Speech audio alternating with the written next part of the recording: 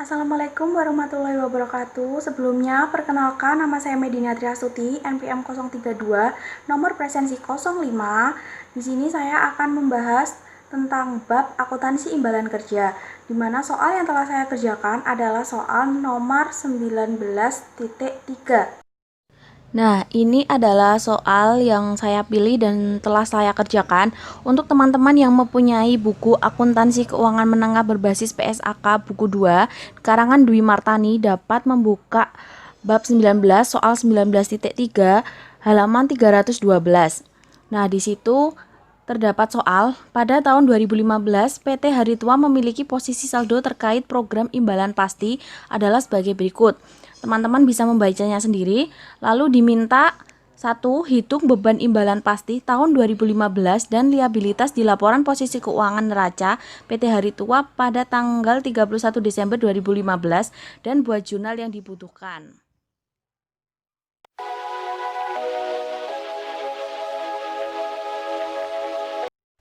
Nah, selanjutnya untuk menghitung beban imbalan pasti dan liabilitas diperlukan membuat kertas kerja pada tahun 2015.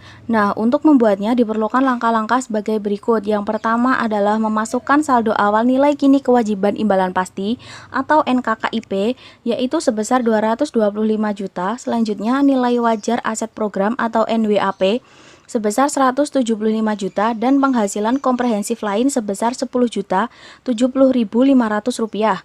Nilai NKKIP ditulis negatif karena saldo normalnya adalah kredit, sedangkan NWAP ditulis positif karena saldo normalnya debit.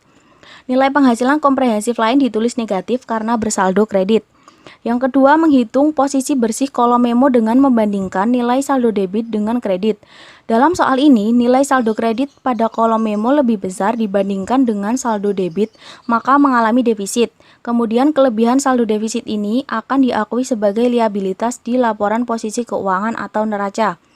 Saldo kreditnya sebesar 225 juta, sedangkan saldo debitnya adalah 175 juta, maka selisihnya adalah 50 juta dimasukkan ke dalam kolom liabilitas dan di sebelah kredit.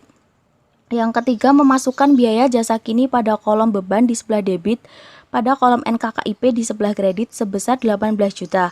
Biaya jasa kini merupakan komponen beban dan karena imbalannya belum dibayarkan, maka diakui sebagai NKKIP. Yang keempat adalah memasukkan biaya bunga pada kolom beban di sebelah debit dan pada kolom NKKIP di sebelah kredit sehingga sebesar 22.500.000 rupiah. Nilai tersebut dihitung dari tingkat diskonto dikali posisi NKKIP awal tahun yaitu 10% dikali 225 juta. Biaya bunga juga merupakan komponen beban dan karena imbalannya belum dibayarkan maka diakui sebagai NKKIP. Yang kelima adalah pendapatan bunga pada kolom beban di sebelah kredit dan pada kolom NWAP di sebelah debit sebesar 17.500.000 rupiah. Nilai tersebut dihitung dari tingkat diskonto dikali posisi NWAP awal tahun yaitu sebesar 10% dikali 175 juta. Nah, pendapatan bunga ini mengurangi beban sehingga bernilai negatif pada kolom beban. Pendapatan bunga atas investasi aset program akan diakumulasikan pada aset program sehingga NWAP bertambah di sebelah debit.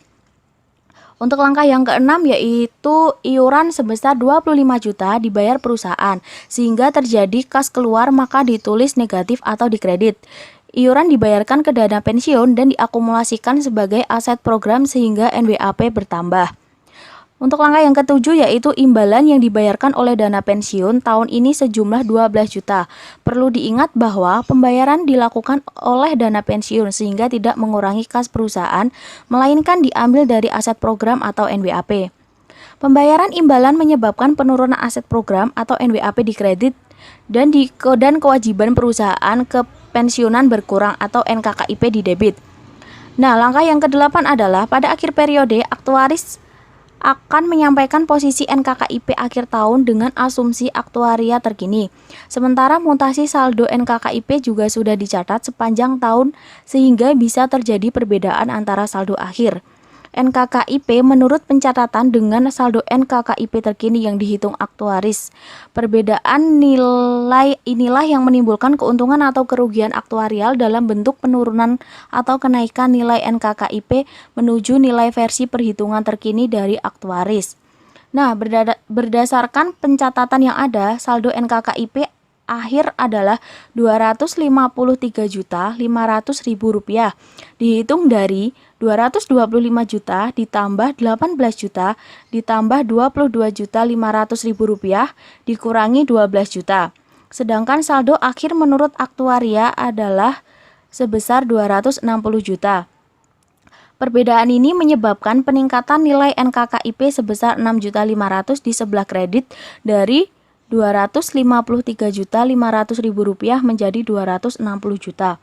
Peningkatan NKKIP ini menimbulkan kerugian aktuarial karena nilai kewajiban yang meningkat akibat proses pengukuran kembali atau remeasurement. Kerugian ini dicatat pada kolom penghasilan komprehensif lain di sebelah debit. Untuk langkah yang ke-9 adalah pada akhir periode, manajer investasi pada dana pensiun akan menyampaikan posisi NWAP akhir tahun berdasarkan hasil aktual investasi dan nilai wajar terkini. Sementara itu, mutasi saldo NWAP dan hasil ekspektasi juga sudah dicatat sepanjang tahun sehingga bisa terjadi perbedaan antara saldo akhir NWAP menurut pencatatan dengan saldo NWAP terkini.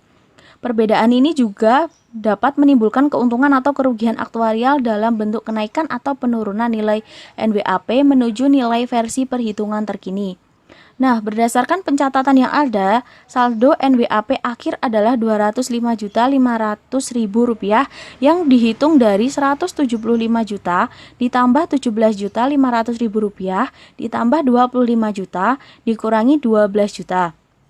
Sedangkan saldo akhir menurut manajer investasi adalah Rp205 juta. Perbedaan ini menyebabkan penurunan nilai NWAP sebesar Rp500.000 yang berada di sebelah kredit dari Rp205.500.000 menjadi Rp205 juta. Penurunan NWAP ini menimbulkan kerugian aktuarial karena nilai aset yang menurun akibat proses pengukuran kembali atau remeasurement. Kerugian ini dicatat pada kolom penghasilan komprehensif lain dan di sebelah debit. Nah, untuk langkah yang ke-10 adalah pada akhir kolom memo dihitung posisi bersih dengan membandingkan nilai saldo debit dengan kredit.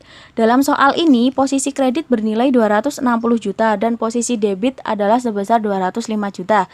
Sehingga saldo defisit sebesar 55 juta akan dimasukkan ke dalam kolom liabilitas. Nilai inilah yang diakui laporan posisi keuangan perusahaan pada akhir periode.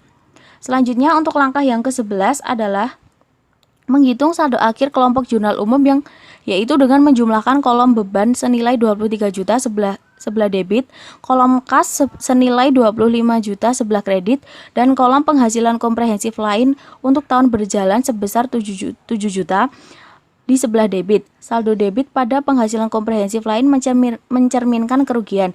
Nah, agar jurnalnya seimbang, maka sisanya dari kolom debit sebesar 30 juta dari 23 juta ditambah 7 juta dikurangi kolom kredit sebesar 25 juta adalah sisanya 5 juta diakui sebagai liabilitas dan ditulis di sebelah kredit. Untuk langkah yang ke-12 adalah saldo akhirnya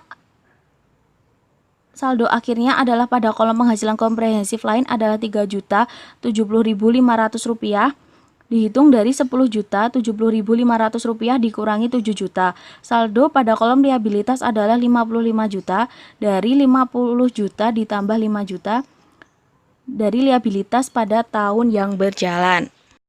Nah, selanjutnya adalah jurnal yang dibutuhkan PT Hari Tua terkait imbalan pada tahun 2015 adalah beban sebelah debit sebesar 23 juta, penghasilan komprehensif lain sebelah debit sebesar 7 juta, dan kas sebelah kredit sebesar 25 juta, dan yang terakhir adalah liabilitas sebelah kredit sebesar 5 juta. Nah, begitulah yang dapat saya sampaikan mengenai soal dalam bab akuntansi imbalan kerja. Kurang dan lebihnya saya mohon maaf.